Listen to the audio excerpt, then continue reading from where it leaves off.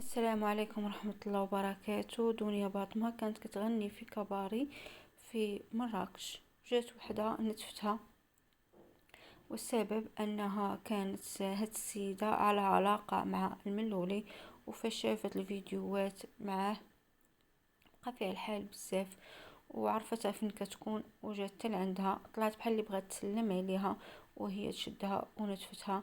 بغاو يفكوهم لي غارد كور اللي كاينين تمايا، الحراس الشخصيين، ولكن البنت ما تفاكتش معها. كتقولها تفرقي ليه وفرقي ليك الملولي، راه تاعي انا. دنيا باطمة هاديك كضرب والاخرى كضرب، وواحد الشوهة زعما صراحة عالمية اللي ما تبغيهاش شي حد.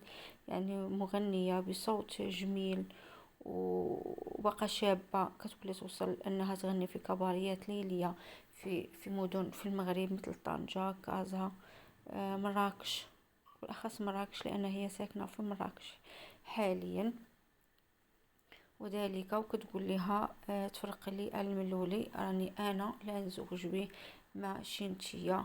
دنيا بعد ما بغات تدافع على نفسها، ولكن للاسف الشديد ما قدرتش، لانها عندها فيديو مع الملولي. هادشي اللي حطيت في ستوريات. انا ما كنجيب حتى حاجه من تلقاء نفسي.